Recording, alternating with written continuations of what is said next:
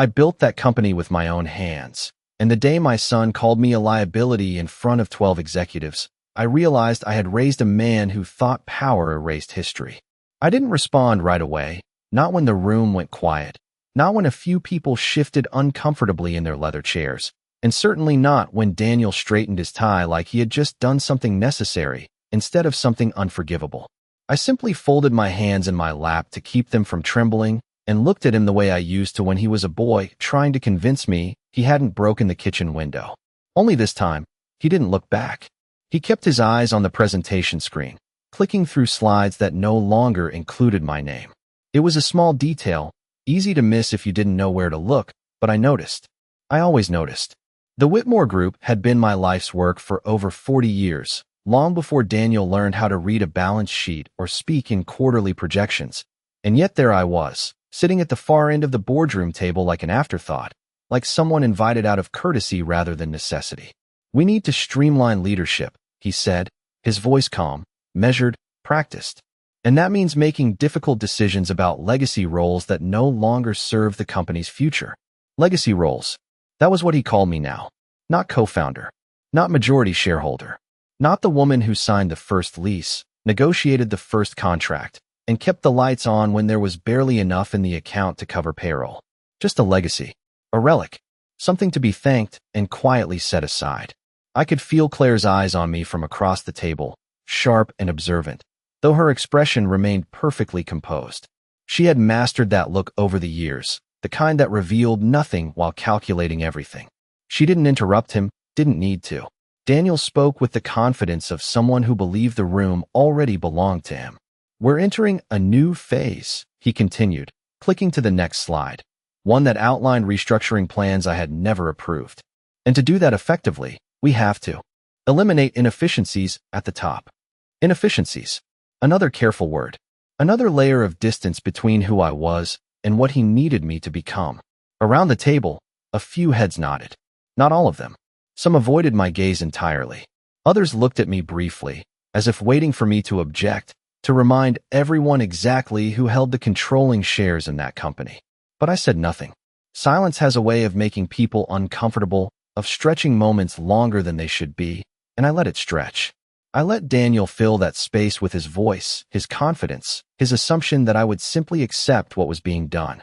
When the meeting finally ended, chairs scraped softly against the polished floor, papers were gathered, polite murmurs filled the air, and Daniel moved on to his next conversation without so much as glancing in my direction. Not once. I remained seated for a few seconds longer, staring at the empty chair beside me, the one that used to belong to my husband before he passed 5 years ago. He would have said something. Not loudly, not dramatically, but firmly enough to remind Daniel where he came from.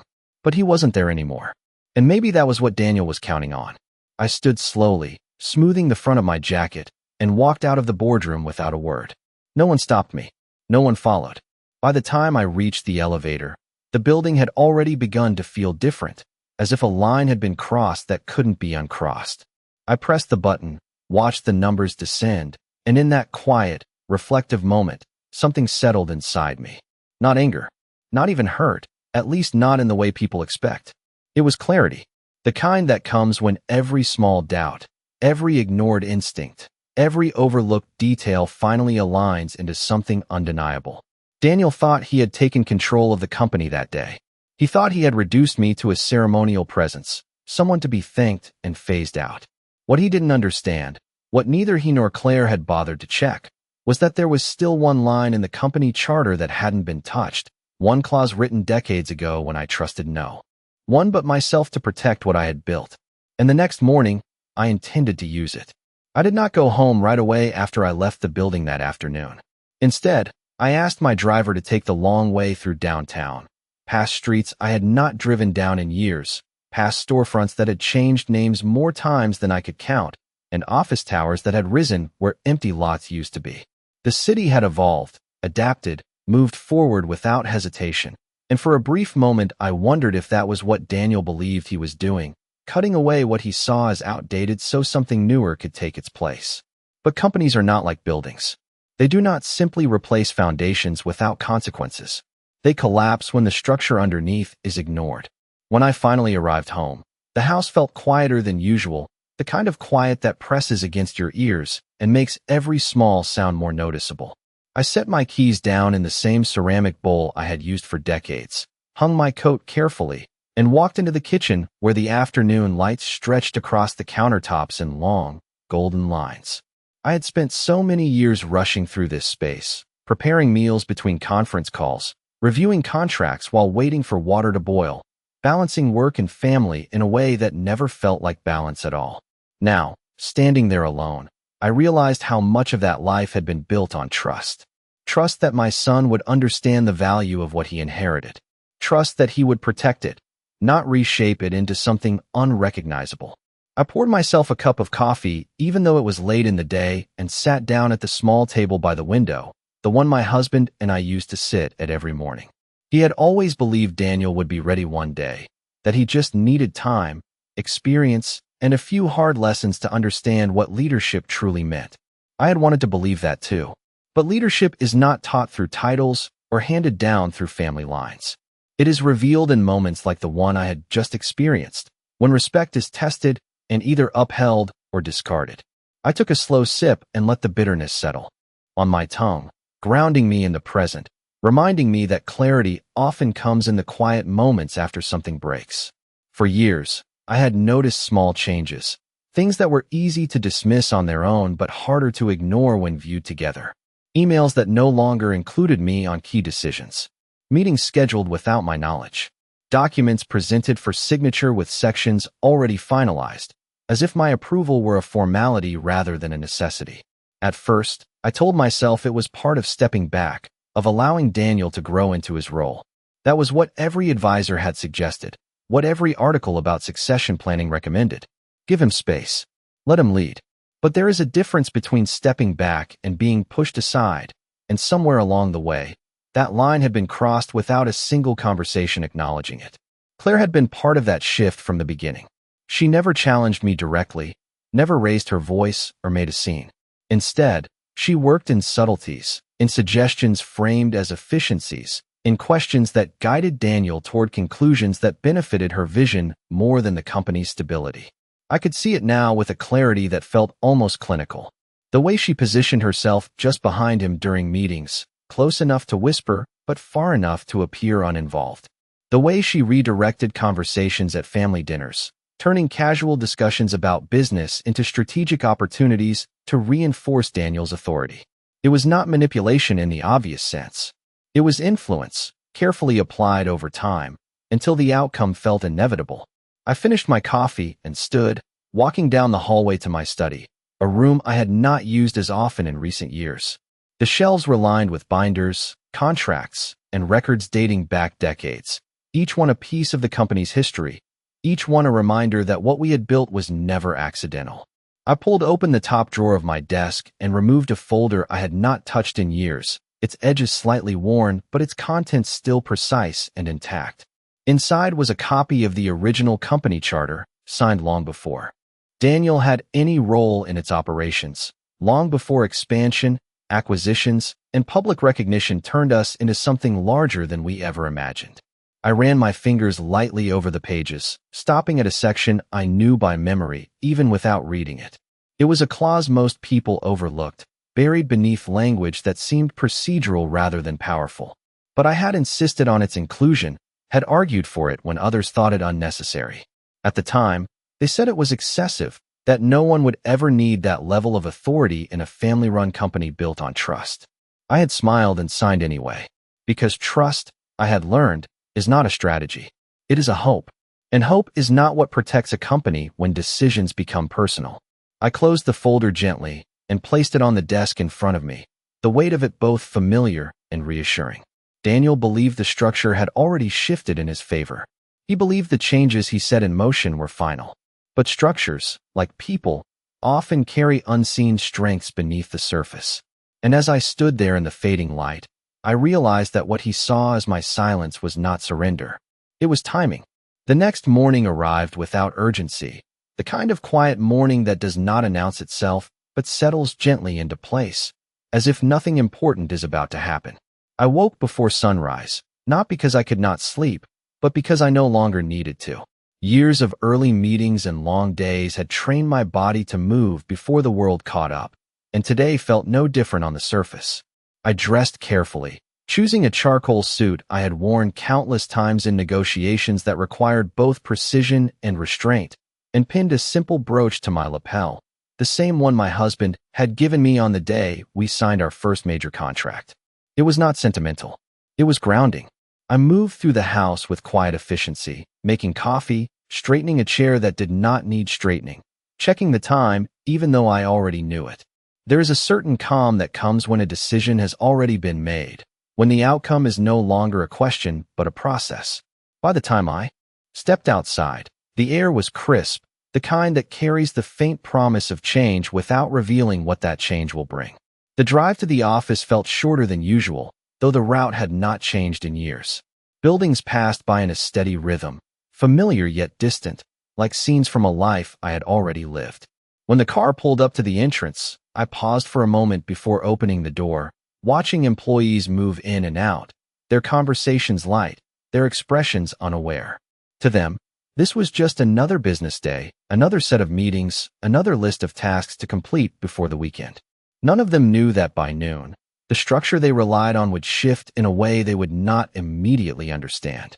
I stepped inside and was greeted with the usual nods and polite smiles, the kind that acknowledge presence without inviting conversation. That had changed over time as well. There was a distance now, subtle but unmistakable, as if my role had already been redefined in ways that no one had openly discussed. I did not stop at my office. Instead, I walked directly to the conference floor, my heels echoing softly against the polished marble, each step measured, unhurried. The boardroom doors were still closed, the meeting scheduled to begin in less than 20 minutes, but I knew Daniel would already be inside. He had always preferred to arrive early, to control the space before others entered, to establish a sense of ownership that made everything feel like it belonged to him. When I pushed the door open, I found him exactly where I expected, standing at the head of the table, reviewing notes on his tablet. He looked up briefly, surprised perhaps, but only for a fraction of a second before his expression returned to something neutral, something rehearsed. "You are early," he said, his tone casual, as if yesterday had not happened, as if nothing of consequence had been said in that room. "So are you," I replied, setting my folder down at the seat I had occupied for decades, the one he had tried to reduce to a symbol rather than a position. There was a pause, small but noticeable, the kind that lingers just long enough to suggest there is more beneath the surface. He studied me for a moment, perhaps searching for a reaction, an argument, some indication that I intended to challenge him directly. But I offered none. Instead, I took my seat, opened the folder, and began reviewing the documents inside with the same focus I had applied to every meeting since the company began. One by one, the other board members arrived, their greetings polite, their movements slightly more cautious than usual. News travels quickly in environments like this, not always through words, but through tone, through posture, through the subtle shifts in how people occupy a room. By the time everyone was seated, the atmosphere had settled into something controlled but tense, like a conversation waiting for the wrong word to set it off. Daniel called the meeting to order with practiced confidence, moving through the agenda with efficiency, outlining strategies, projections, and changes that had already been set in motion. He spoke as though the outcome was inevitable, as though every decision had already been agreed upon, even when it had not. I listened without interruption, noting each point, each assumption, each moment where authority was claimed without question. And then, as he reached the final item, the one that formalized the restructuring he had introduced the day before, I closed the folder in front of me and placed my hands flat against the table. The sound was soft, but it carried. He stopped mid-sentence, just for a moment, just long enough for the room to shift its attention. That was all it took. Not a raised voice, not a dramatic gesture, just a pause, intentional and precise, marking the exact moment when everything he believed to be settled was about to be reconsidered.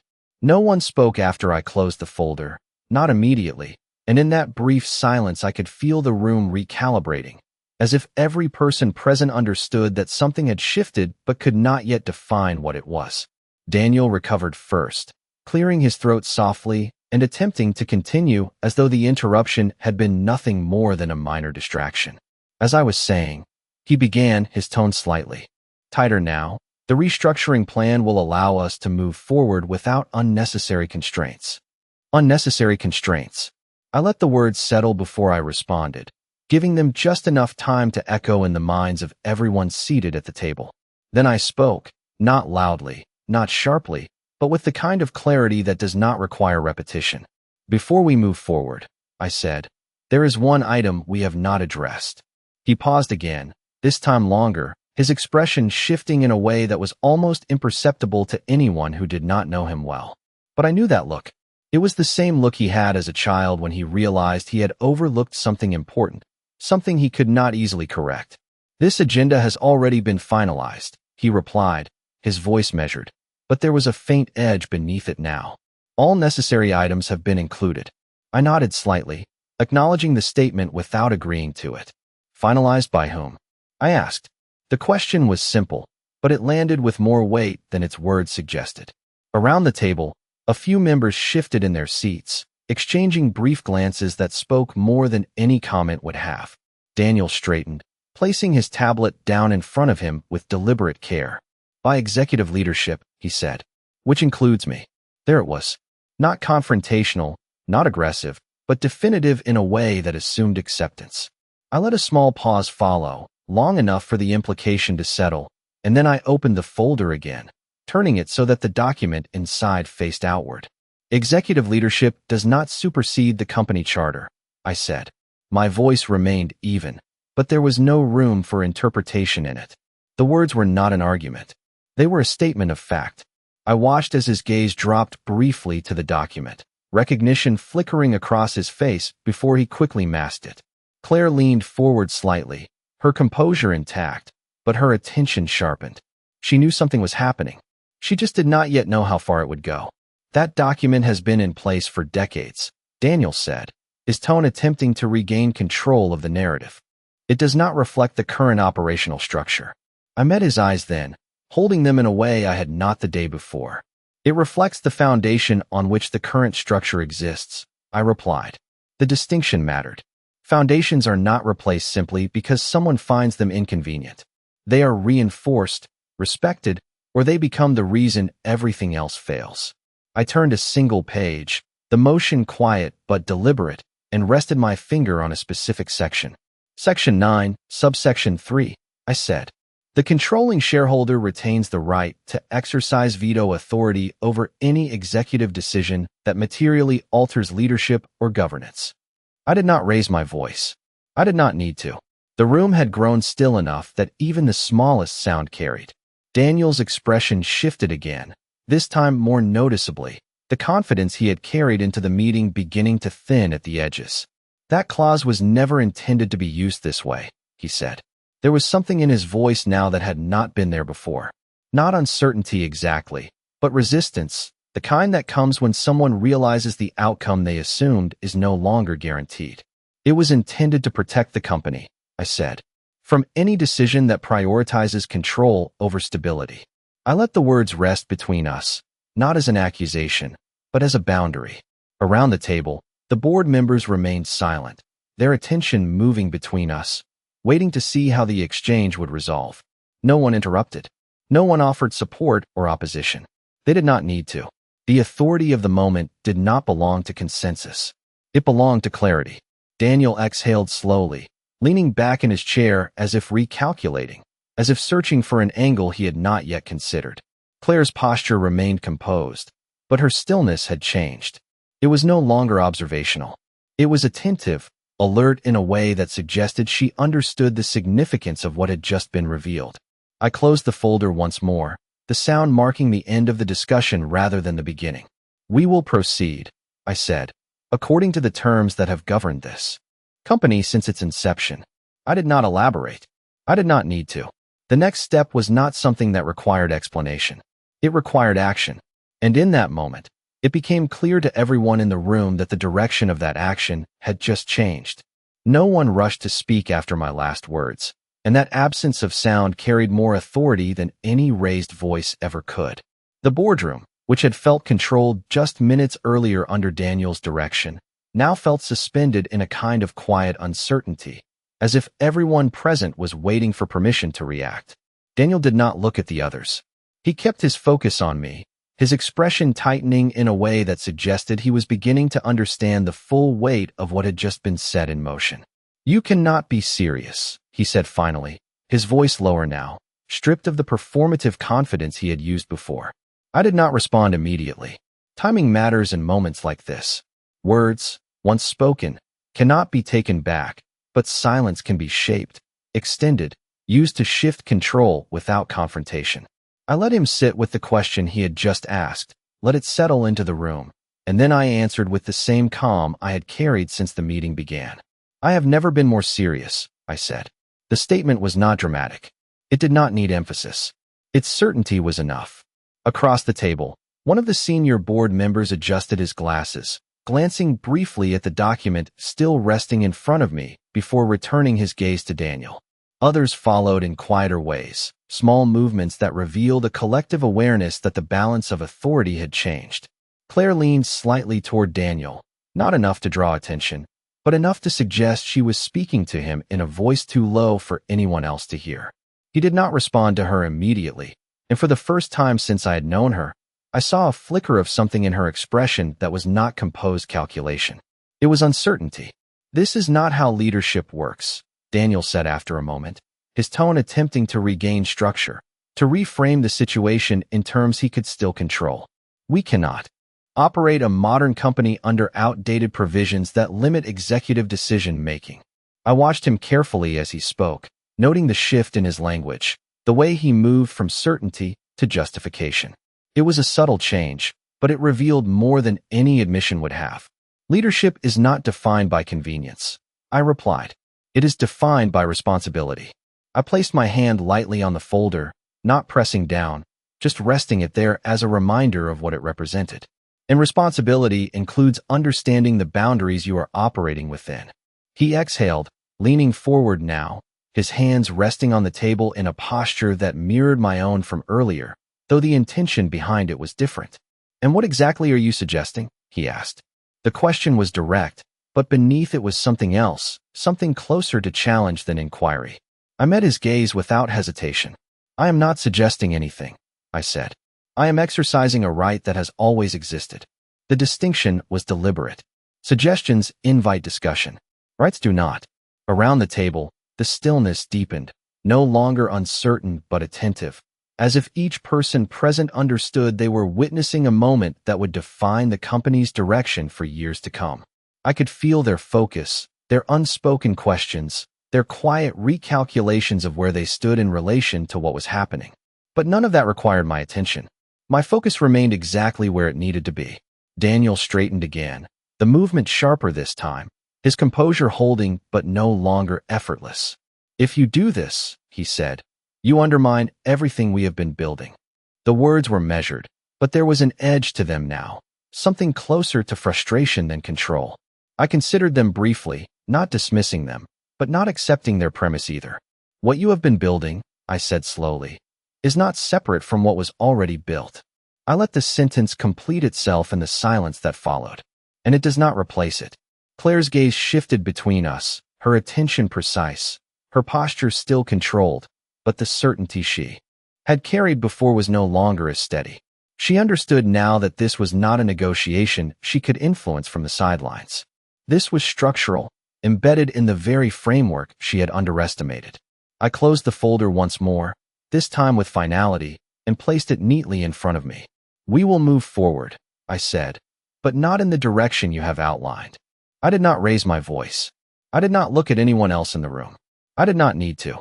The authority of the statement did not depend on volume or consensus. It depended on clarity, and clarity had already been established. In that moment, it became unmistakably clear that the meeting was no longer his to lead. It was mine to conclude. The room did not erupt into argument the way people might expect when authority shifts so abruptly. Instead, it settled into something quieter, more deliberate, as if every person present understood that what was happening required precision rather than reaction. Daniel remained standing for a moment longer than necessary, his hands resting against the edge of the table, his posture caught between defiance and recalculation. He was not a man who yielded easily. I had raised him not to. But there is a difference between strength and overreach, and in that moment, he was beginning to see where one had blurred into the other. "Then say it clearly," he said, his voice controlled but firmer now, as if forcing the situation into a form he could confront directly.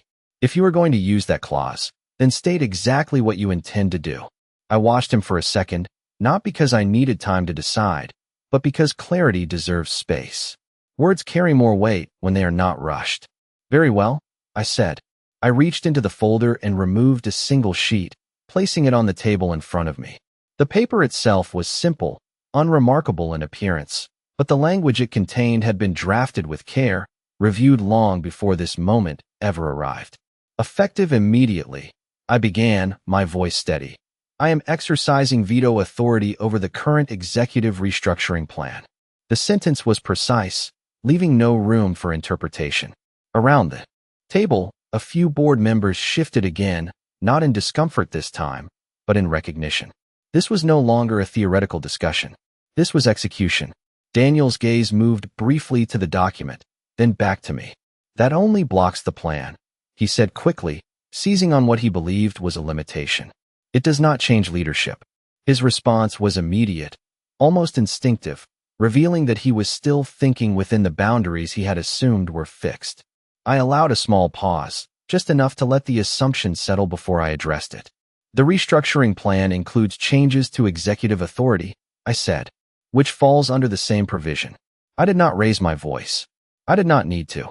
The connection was already clear to anyone who understood the document. His expression tightened again, this time more visibly, the confidence he had relied on now giving way to something more guarded. Claire's attention sharpened further, her composure intact but no longer effortless. She was listening more carefully now, measuring every word. "You are stretching the interpretation," Daniel said.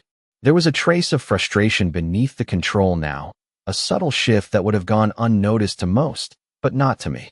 "I am applying it exactly as written," I replied. I turned the page slightly so that the relevant section faced outward again, not to convince him, but to remove any illusion that this was a matter of opinion. "And there is an additional provision you have overlooked." That caught his attention fully.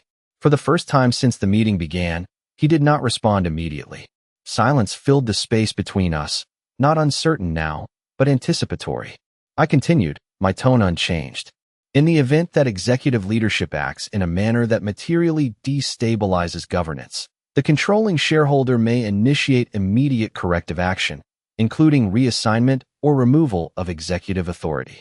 The words were formal, structured, and entirely unambiguous. They had been written years ago, not with this exact moment in mind, but with the understanding that moments like this were always possible. Around the table, the stillness deepened, not from confusion, but from clarity. The implication did not need to be explained. Daniel leaned back slowly, the movement measured, as if buying himself time to process what had just been said. "You would not do that," he said, but this time it was not a statement of certainty. It was a question disguised as one. I held his gaze without softening. "I already am," I answered. The words did not carry anger. They carried finality. Claire's posture shifted almost imperceptibly, her shoulders straightening, her attention no longer divided but fixed entirely on me. She understood now, fully, what was happening. This was not a negotiation. This was not a warning. This was the execution of a mechanism she had not accounted for. I placed the document flat on the table, aligning it carefully with the edge, a small gesture that brought a sense of order to a moment that could have easily become chaotic. "As of this meeting," I said, "your authority as Chief Executive Officer is suspended pending formal review by the board under the provisions outlined in the charter."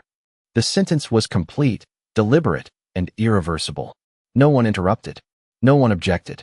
The authority of the clause did not require approval in that moment. It required acknowledgement. And in the quiet that followed, acknowledgement was exactly what filled the room. For a moment, no one moved, not even the subtle shifts of posture that had filled the earlier parts of the meeting. It was as if the entire room had been paused mid-thought, every person recalibrating what they had just heard and what it meant for their place within the company. Daniel did not speak immediately this time. He remained seated, his eyes fixed on the document in front of him, his expression no longer controlled in the way it had been at the start of the meeting, but not fully undone either. He was thinking, measuring, searching for a path that had not yet been closed. That was something I recognized in him, something I had once admired. But there are moments when calculation arrives too late, when the outcome has already shifted beyond negotiation. "You are making a mistake," he said finally, his voice quieter now, stripped of its earlier authority, but still holding onto its conviction. I did not respond right away. Instead, I observed him, not as the chief executive officer of my company, but as the man he had become, the one who believed control could be taken rather than earned. "No," I said after a moment, my tone steady. "I am correcting one." The distinction settled between us, not as an argument, but as a conclusion. Across the table, the board members remained silent, but their stillness had changed. It was no longer passive. It was attentive, deliberate, as if each of them understood that the responsibility of what came next would eventually extend to them as well. Claire was the first to move. She leaned forward slightly, her hands folded neatly on the table, her posture composed, but her focus sharper than before. "This will create instability," she said, her voice calm, measured, carefully chosen. "The market will respond to uncertainty, and uncertainty at the executive level can have immediate consequences." It was a well-constructed statement, framed not as opposition, but as concern. I met her gaze briefly, acknowledging the point without conceding to it. "Instability does not come from accountability," I replied. "It comes from decisions that ignore it." She held my gaze for a second longer, then leaned back, her expression returning to something neutral, though the certainty that once defined it was no longer as solid. Daniel exhaled slowly, running a hand through his hair in a gesture that felt less controlled than anything he had done so far. "So what now?" he asked, the question direct, no longer framed as challenge or resistance, but as something closer to necessity. I appreciated that, not because it simplified the situation, but because it acknowledged its reality. "Now," I said, "we follow the structure that has always governed this company." I turned my attention briefly to the rest of the board, not seeking approval, but recognizing their role in what would follow. A formal review will be conducted, as outlined in the charter. Until that process is complete, interim leadership will be assigned to ensure continuity. There were slight nods now, small but significant, the kind that indicated understanding rather than agreement. But in this context, understanding was enough. The process did not require consensus in this moment. It required adherence. Daniel looked at me again, his expression more complex now, layered with something that had not been present before. Not just frustration, not just resistance, but something closer to realization. "And you think this fixes everything?" he asked. I considered the question carefully before answering, not because I needed time, but because the answer mattered. "No," I said. "It does not fix everything." I let that settle before continuing. "But it prevents further damage." The honesty of it carried more weight than reassurance ever could. There are no simple resolutions in situations like this, no single action that restores what has been broken. There is only the decision to stop allowing it to break further.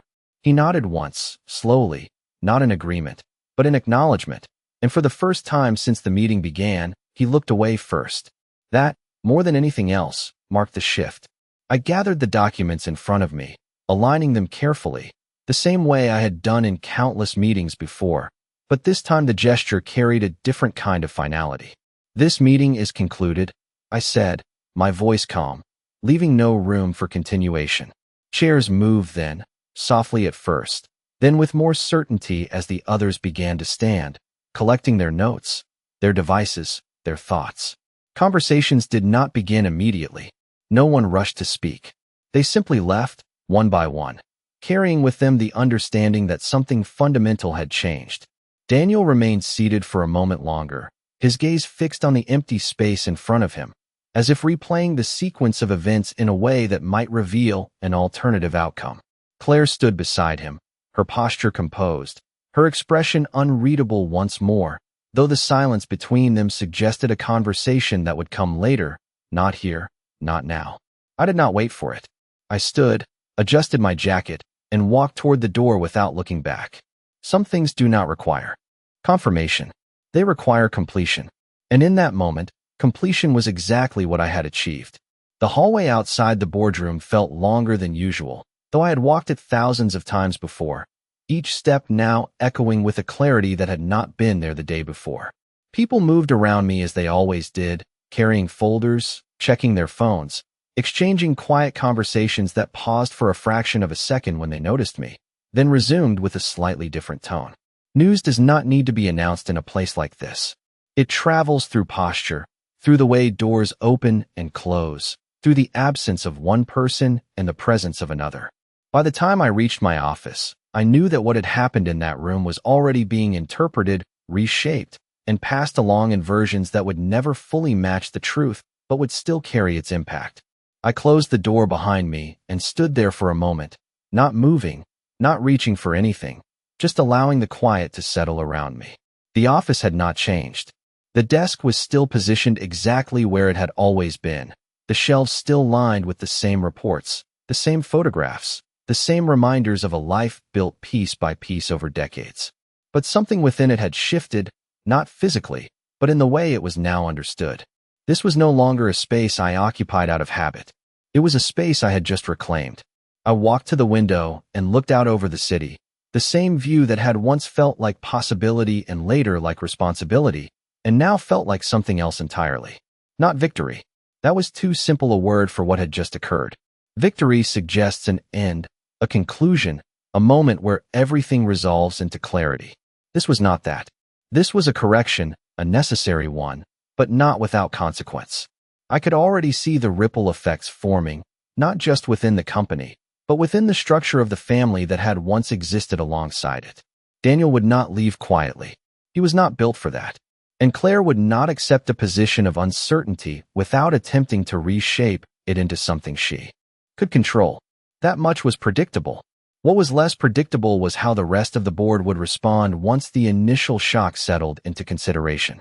Loyalty in business is rarely permanent. It adjusts, recalibrates, aligns itself with stability and direction. I turned from the window and walked back to my desk, opening the folder once more, reviewing the documents not because I needed to confirm anything, but because precision matters even after a decision has been made. Every word, every clause, every procedural step would be examined in the days to come. Not challenged in the way Daniel had attempted, but reviewed, analyzed, tested against the expectations of governance and the scrutiny of those who had a stake in the outcome. I welcome that. Structure only holds if it withstands examination. A soft knock at the door interrupted the quiet, measured and respectful, not tentative, but aware. "Come in," I said. The door opened slowly, and one of the senior board members stepped inside, closing it carefully behind him. He did not speak immediately, and neither did I. There are conversations that do not require immediate words, only acknowledgement of their necessity. "That was decisive," he said finally, his tone neutral but thoughtful. I met his gaze briefly before responding. "It was necessary," I said. He nodded once, slowly, as if weighing the distinction. "There will be questions," he continued. "From the board, from investors, from people who will want to understand how this affects the company moving forward." I rested my hands lightly on the desk, not gripping, not tense, just present. "And they will receive answers," I replied. "Not explanations, not justifications. Answers." He studied me for a moment longer, then inclined his head slightly, a gesture that carried more meaning than agreement alone. "Then we will proceed," he said. It was not a request. It was an alignment. When he left, the office returned to its quiet state, but it was no longer the same quiet as before. It was structured now, purposeful, filled with the awareness that what had been set in motion would continue beyond this moment. I closed the folder once more and placed it neatly on the desk, the gesture deliberate, final for now. Outside, the movement of the company continued, meetings scheduled, decisions pending, systems operating as they always had. But beneath that continuity, something fundamental had changed. Not in the noise of the day, not in the visible routines, but in the structure that defined who held the authority to guide it. And as I stood there, looking at the space I had built and nearly lost, I understood something with a clarity that no meeting, no document, no title could fully convey.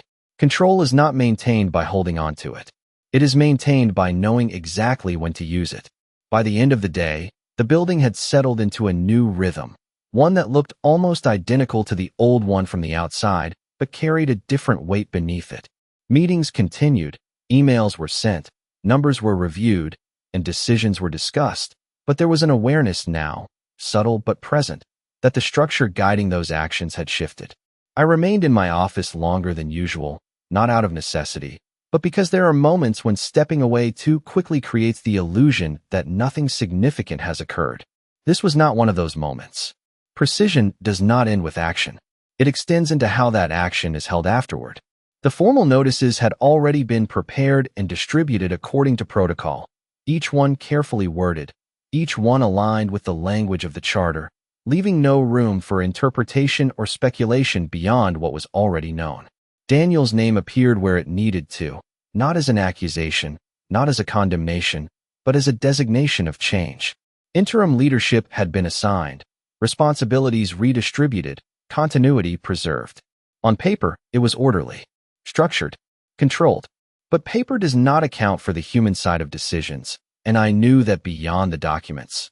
Conversations were unfolding in offices, in hallways, in quiet corners where people try to understand not just what happened, but what it means for them. I turned off the desk lamp and gathered my things, the simple act marking the close of a day that had redefined more than just a position. As I stepped into the hallway, the building was quieter now, the usual late afternoon energy replaced by a more subdued pace. A few employees glanced up as I passed, their expressions respectful, curious, uncertain, but none of them spoke. They did not need to. Respect does not always require words. Sometimes it exists in the space people choose not to fill. The elevator ride down was silent, the numbers descending in a steady sequence, each floor passing without interruption. When the doors opened, the lobby felt larger than it had that morning, not physically, but in the way space can feel when something within it has changed. Outside, the air had cooled, the lights softer now as the day moved toward evening. The car was waiting, the driver stepping forward to open the door, his movements as precise as always. I paused for a moment before getting in, looking back at the building, its windows reflecting the fading light, its structure unchanged, its purpose intact. Companies do not collapse in a single day, and they do not rebuild in one either. They adjust, they respond, they reveal the strength or weakness of what supports them. Today had not been about destruction. It had been about alignment. When I returned home, the house greeted me with the same quiet it had the night before, but it felt different now, not because anything had changed within it, but because I had. I set my keys down, removed my jacket, and walked into the kitchen, the familiar routine grounding in its simplicity. I poured a glass of water and stood by the window, looking out at the stillness of the neighborhood, the kind that exists when the day has ended but the night has not fully begun. There were no calls waiting for me, no immediate demands, no urgent decisions that required attention. That, more than anything, marked the completion of what had been set in motion. Not the absence of responsibility, but the absence of uncertainty. I thought briefly of Daniel, not as the executive he had been that morning, but as the child who once sat at this very table, asking questions about things he did not yet understand. Somewhere along the way, those questions had been replaced by assumptions, and those assumptions had led him to believe that control could be taken without consequence. It was not anger that I felt in that moment, and it was not regret. It was something quieter, more measured, the recognition that decisions, once made, reveal more than intentions ever could. I placed the glass on the counter and turned off the kitchen light, the room fading into shadow as I moved toward the hallway. Tomorrow would bring its own set of conversations, its own set of reactions, its own set of adjustments. That was expected. That was part of the process. But tonight, there was nothing left to decide. The structure had held. The authority had been exercised. And the outcome, whatever it would become in the days ahead, had already been set in motion with a clarity that could not be undone. Some people believe power is proven in the moment it is challenged. I have learned it is proven in the moment it is used, quietly, precisely, and without hesitation.